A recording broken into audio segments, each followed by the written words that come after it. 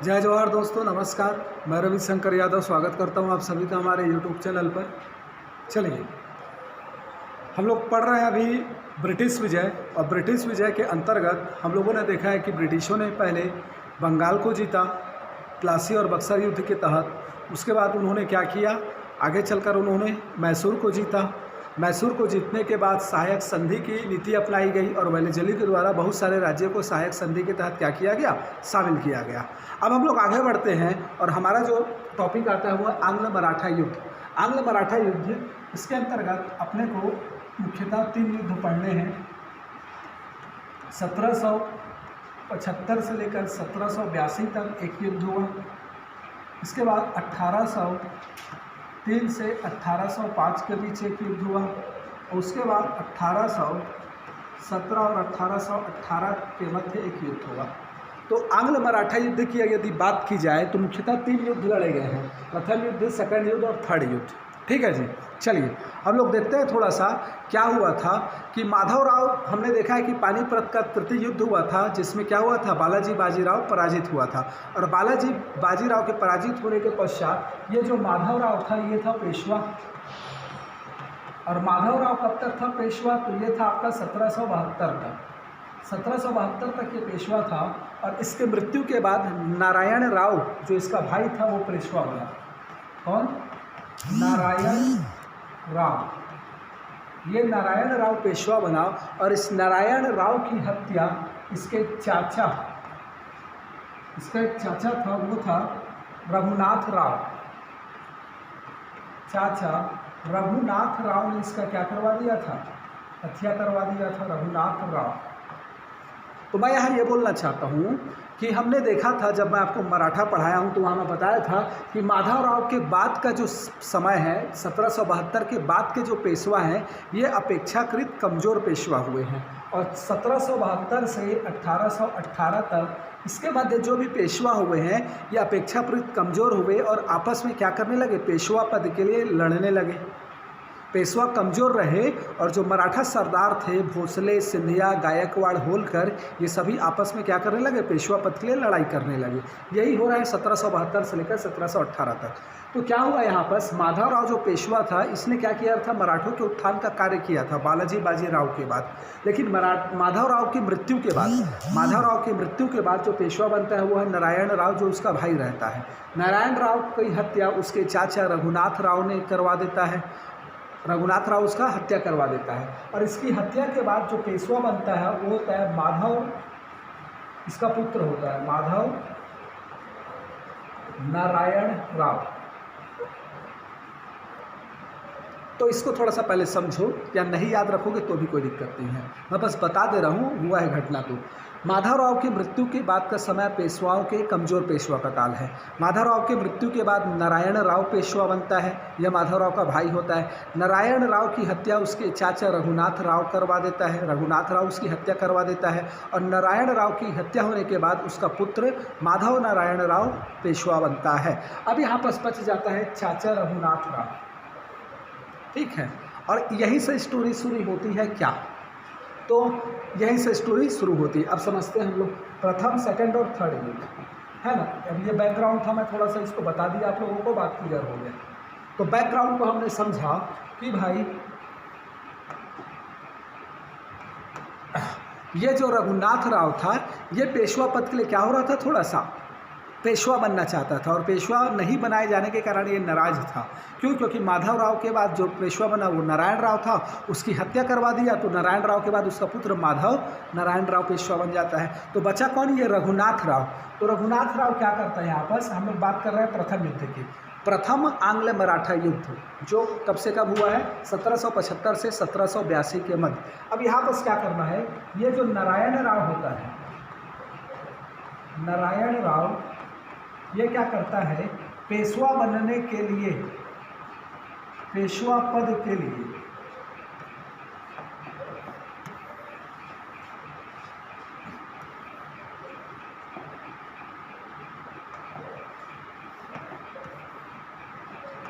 चलिए, तो मैं क्या बोल रहा हूँ, यह जो नारायण राव होता है ये पेशवा पद के लिए क्या करता है, पेशवा पद के लिए अंग्रेजों के साथ अंग्रेजों की बम्बई परिषद के साथ। किसके साथ? बम्बई परिषद। तो इस बम्बई परिषद के साथ ये क्या करता है? 1775 में सूरत की संधि करता है। सूरत की क्या करता है? संधि करता है। मतलब ये कि भाई आप मुझे पेशवा बना दो और बदले में आपको जो चाहिए वो मैं दे दूंगा। आप क्या करो, ये जो आपका क्या है, एक मिनट ना,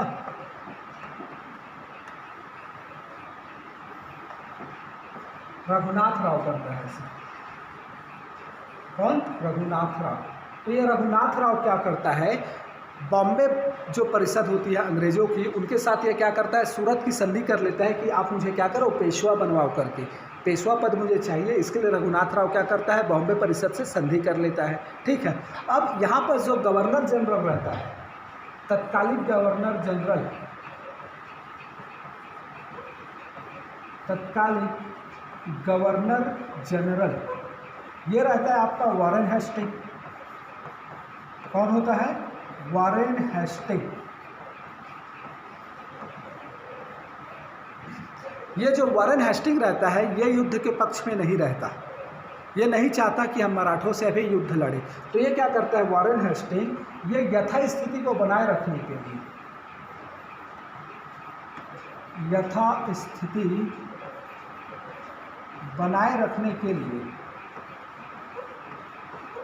रखने के लिए क्या करता है, पेशवा के साथ, पेशवा कौन है? नारायण राव, माधव नारायण राव।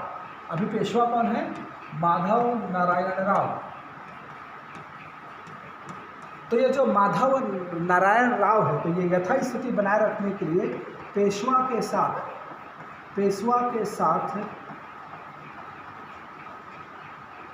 पुरंदर की संधि करता है। पुरंदर की संधि जस्ट अगले साल, मतलब ये कब होता है पुरंदर की संधि? 1776 में। अब आप लोग को बात क्लियर हो रहा होगा मैं क्या बताया। तो मैं यहाँ पर बता रहा हूँ कि भाई ये जो रघुनाथ राव रहता है, ये पेशवा बनने के लिए बम्बई परिषद के साथ संधि करता है, ना कि गवर्नर जनरल के साथ। तो बम्बई के साथ संधि कर लेता है, सूरत की संधि। लेकिन गवर्नर जनरल जो रहता है वॉरेन हेस्टिंग, वो युद्ध नहीं करना चाहता, तो वो कौन सी संधि कर लेता है? पुरंदर की संधि कर लेता है 76 में पेशवा के साथ। इतना घट्ट हो गया। लेकिन अब आगे यदि मैं बात करूं तो बोला जाता है कि जो बोर्ड के डायरेक्टर थे, कंपनी के जो डायरेक्टर थे, कौन? कंपनी के डायरेक्टर। ये कंपनी के डायरेक्टर जो होते हैं, कंपनी के डायरेक्टर, ये कंपनी के जो डायरेक्टर होते हैं, ये रघुनाथ राव का सपोर्ट करने के लिए करते हैं। बोलते हैं कि रघुनाथ राव का सहयोग करो।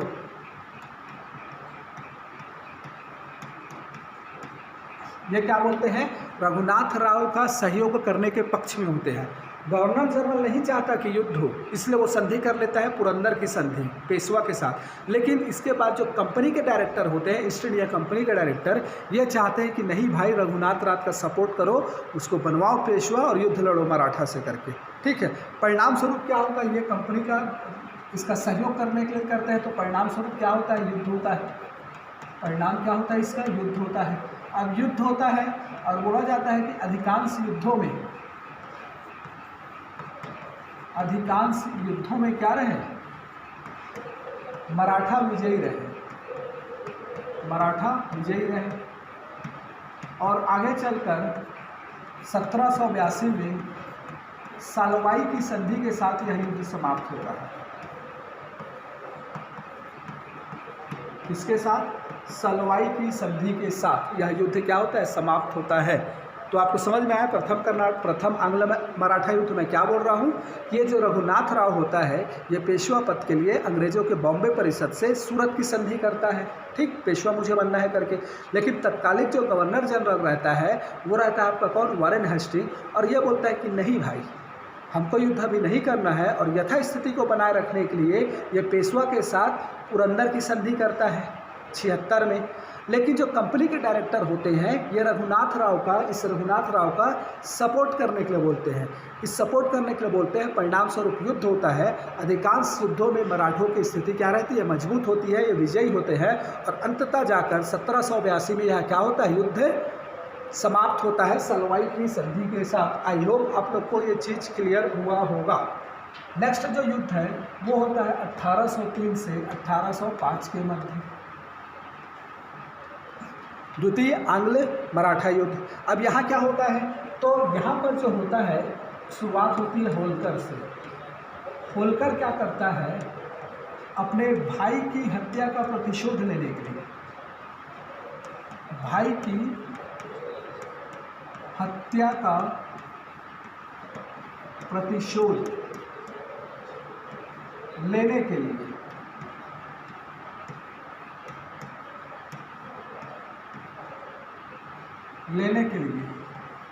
पेशवा पर आक्रमण करता है।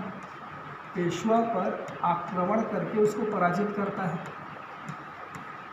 आक्रमण करके उसको क्या कर देता है? पराजित करता है। तो बात क्लियर हो रहा है मैं क्या बोल रहा हूँ? होलकर जो होता है वो अपने भाई की हत्या का प्रतिशोध लेने के लिए पेशवा पर आक्रमण कर देता है और पेशवा को क्या कर देता है? पराजित कर देता है। अब पेशवा जब पराजित हो जाता है तो ये पेशवा क्या करता है? अपनी सुरक्षा के लिए, पेशवा अपनी सुरक्षा के लिए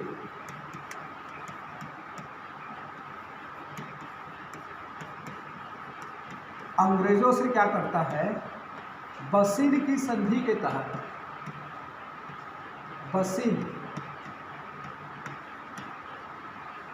बसीन की संधि के तहत सहायक संधि पर हस्ताक्षर कर देता है। किस पर कर देता है? सहायक संधि पर हस्ताक्षर कर देता है 1803 में। मतलब होलकर पेशवा को पराजित करता है तो पेशवा डर से, भय से अपनी सुरक्षा के लिए क्या कर लेता है? अंग्रेजों के साथ बसीन की सहायक संधि पर क्या कर देता है?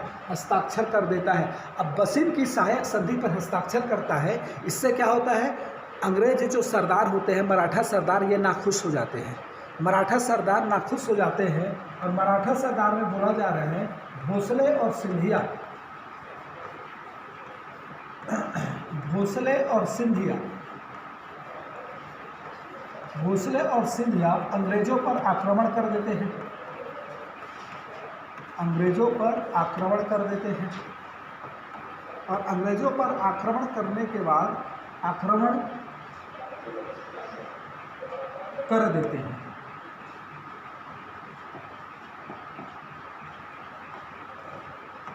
करते हैं और पराजित हो जाते हैं। क्या हो जाते हैं? पराजित हो जाते हैं। अब ये पराजित हो जाते हैं, इसके बाद इनके साथ क्रमशः भोसले और सिंधिया के साथ, इनके साथ क्रमशः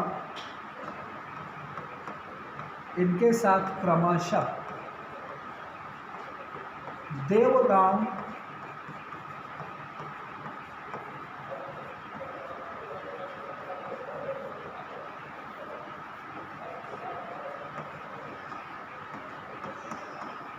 तो मैं क्या बोल रहा हूँ भाई? जब बसीन की संधि के तहत पेशवा सहायक संधि पर हस्ताक्षर कर देता है, इससे मराठा सरदार क्या हो जाते हैं? नाखुश हो जाते हैं। और मराठा सरदार नाखुश हो जाते हैं, जिसके बाद ये जो भोसले होता है और सिंधिया होता है, ये दोनों क्या करते हैं? भोसले और सिंधिया अंग्रेजों पर आक्रमण कर देते हैं और अंग्रेजों पर आक्रमण करने के बाद पराजित हो जाते हैं। पराजित होने के पश्चात इनके मध्य क्या होता है? क्रमशः सुरदेव गांव और सुरजी अर्जन गांव की संधि के तहत ये क्या करते हैं? सहायक संधि पर हस्ताक्षर करते हैं। मतलब भोसले करता है देवगांव की संधि के तहत और सिंधिया करता है सुरजी अर्जन गांव की तहत के सहायक संधि पर हस्ताक्षर कर देता है। बात समझ में आया? अब इसके बाद क्या होता है? इसके बाद होलकर और अंग्रेजों के मध्य युद्ध होता है। होलकर और अंग्रेजों के मध्य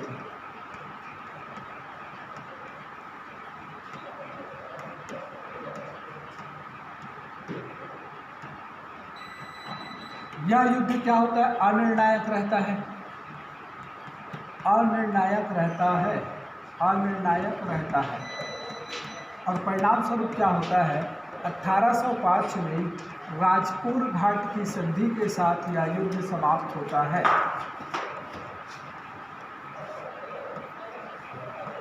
इसके तहत राजपुर घाट की संधि के तहत यह युद्ध समाप्त होता है। मतलब सिंधिया, भोसले और सिंधिया तो पराजित हो जाते हैं, सहायक संधि पर हस्ताक्षर कर देते हैं, लेकिन ये जो है होलकर ये पराजित नहीं होता और युद्ध अनिर्णायक होता है। परिणाम स्वरूप बराबरी पर यह युद्ध क्या होता है, राजपुर घाट की संधि के साथ समाप्त होता है। अब आता है आपका क्या, थर्ड वार। यह आपका थर्ड वार है 1817 और 1818 के वक्त। ये कारण क्या होता है, तो कारण होता है मराठा सरदार क्या होते हैं,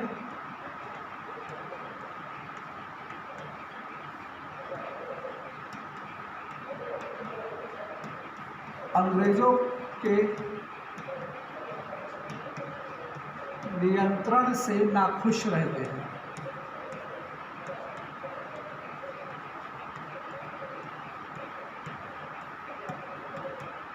परिणाम स्वरूप ये जो मराठा होते हैं या पेशवा बोल सकते हैं, अंग्रेजों पर क्या कर देते हैं, आक्रमण कर देते हैं। अंग्रेजों पर आक्रमण कर देते हैं और आक्रमण करने के बाद ये क्या होते हैं, पराजित हो जाते हैं। पराजित हो जाते हैं और फाइनली 1718 में पूना की संधि होती है। पूना की संधि, और ये पूना की संधि होती है आपका पेशवा, क्या बोला मैं, किसकी संधि होती है, पूना की संधि, पेशवा और साथ में किसके मध्य, अंग्रेजों के मध्य। याद रखिएगा। तो ये लास्ट युद्ध है, अंग्रेज मराठा पराजित हो जाते हैं और पूना में क्या होती है, फिर इनके मध्य संधि होती है। पूना की संधि के तहत अब क्या क्या प्रावधान किया जाता है, तो पेशवा का पद समाप्त कर दिया जाता है।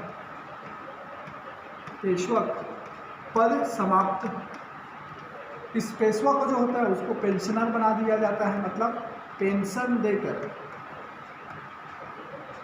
देकर कानपुर के पास विठुर नामक जगह पर भेज दिया जाता है। मतलब तुम वहाँ रहो बोल दिया जाता है।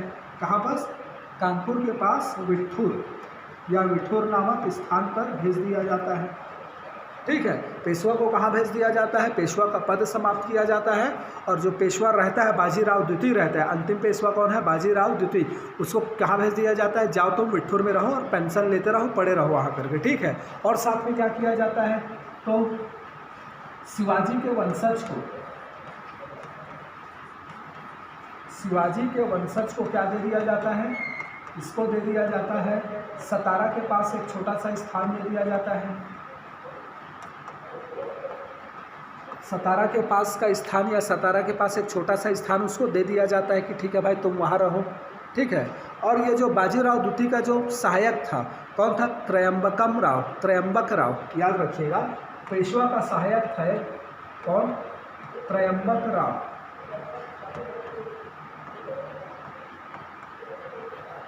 राव। ये कौन था, त्रयंबक राव, पेशवा का सहायक। इसको क्या किया जाता है, चुनार के किले में कैद कर लिया जाता है और आजीवन कारावास प्रदान कर दिया जाता है। मतलब चुनार का मतलब बनारस के पास एक किला है जिसको बोला जा रहा है चुनार का किला, इस चुनार के किले में इसको आजीवन कारावास की सज़ा देकर वहीं रख दिया जाता है। तो ये है आपका क्या, पूना की संधि, जिसके तहत क्या किया जाता है, पेशवा के पद को समाप्त कर उसे कानपुर के पास विठुर नामक स्थान प्रदान कर दिया जाता है और पेंशन प्रदान किया जाता है। शिवाजी के वंशज को सतारा के पास एक छोटा सा स्थान रहने के लिए दे दिया जाता है। साथ में क्या बोला जाता है, जो त्रयंबक राव था इसको क्या कर दिया जाता है, आजीवन कारावास देकर चुनार दुर्ग में, बनारस के पास चुनार का किला, आपको याद होगा तो चुनार का किला मैं आगे चलकर याद करवाया हूँ आपको, शेर शाह सूरी के लिए, शेर खां के लिए। ठीक है, तो वो चुनार के किले में इसको कैद कर दिया जाता है आजीवन कारावास के लिए और मराठा का विलय कर लिया जाता है अंग्रेजों के द्वारा। ठीक, अब याद रखिएगा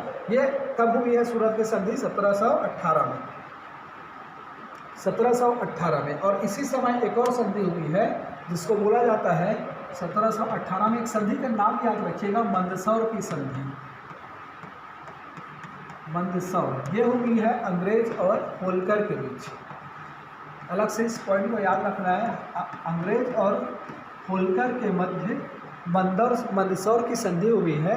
और होलकर ही एकमात्र ऐसे मराठा सरदार थे, एकमात्र मराठा सरदार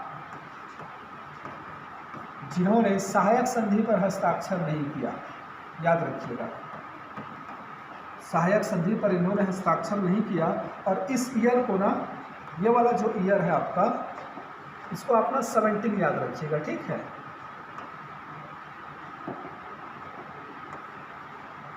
पूना की संधि 17, तो 1717 में पूना की संधि होती है। और फाइनली ये जो प्रावधान है इसके तहत 18 में पेशवा का वध समाप्त कर दिया जाता है। और दूसरी तरफ मैं क्या बता रहा हूँ, एक संधि और आपको याद रखना है, मंदसौर की संधि। और ये जो मंदसौर की संधि है ये हुआ है आपका किसके मध्य, होलकर और अंग्रेजों के मध्य। होलकर एकमात्र मराठा सरदार थे जिन्होंने क्या किया, सहायक संधि पर हस्ताक्षर नहीं किया। एक चीज़ और याद रखना है, एक है आपका पिंडारी।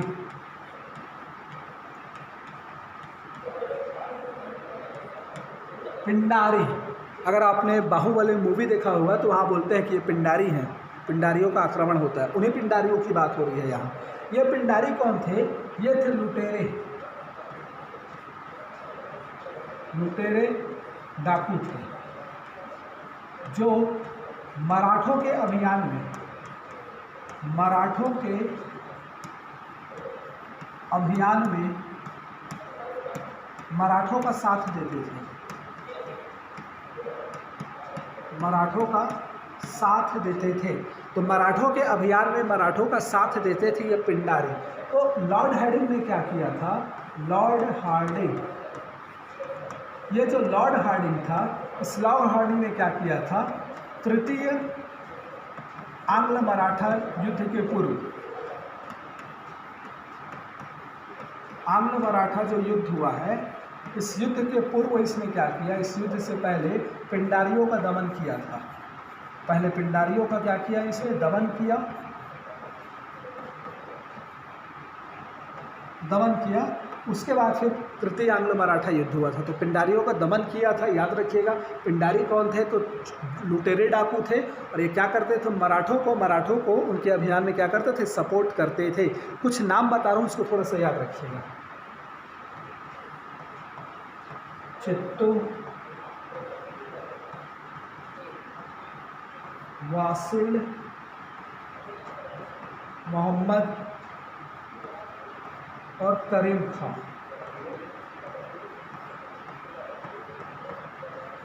तो ये चित्तू, वासिल मोहम्मद और करीम खां, ये कौन है, तो ये प्रमुख पिंडारी लीडर है, नेता है।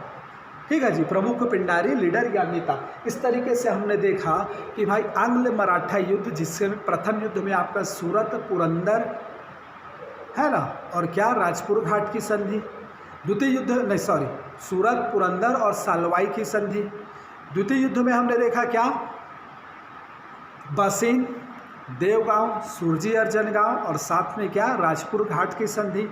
थर्ड वार में हमने देखा क्या, सूरत की संधि। और एक और संधि जो होलकर और अंग्रेजों के मध्य हुई है, कौन सी संधि, मंदसौर की संधि। संधि पूछता है इसलिए थोड़ा सा इंपॉर्टेंट है, याद रखिएगा। ठीक है, तो यह हमने देखा आपका कहाँ विस्तार हो गया, ये हो गया आंग्ल मैसूर युद्ध, आंग्ल मराठा युद्ध। और इस युद्ध के तहत क्या किया गया, मराठों का भी विलय कर लिया गया। अब मराठों के विलय करने के बाद हम लोग थोड़ा सा बात करेंगे लॉर्ड डलहौजी की, उसकी हड़प नीति की नेक्स्ट वीडियो में। और हड़प नीति के बाद फिर हमारा नेक्स्ट, उसके बाद हम लोग देखेंगे उत्तर पश्चिम भारत में साम्राज्य का विस्तार, जिसके तहत वो क्या करते हैं, मुख्यतः पंजाब को, अफगानिस्तान को, सिंध को, इन सभी क्षेत्रों को क्या करते हैं, विजित करते हैं। तो नेक्स्ट वीडियो में वो सब देखेंगे। वीडियो अच्छा लग, समझ में आ रहा होगा तो लाइक करिए, सब्सक्राइब करिए और अपने दोस्तों को भी शेयर करिए। कोई डाउट होता है तो कमेंट में पूछिए। ठीक है, चलिए मिलते हैं नेक्स्ट वीडियो में।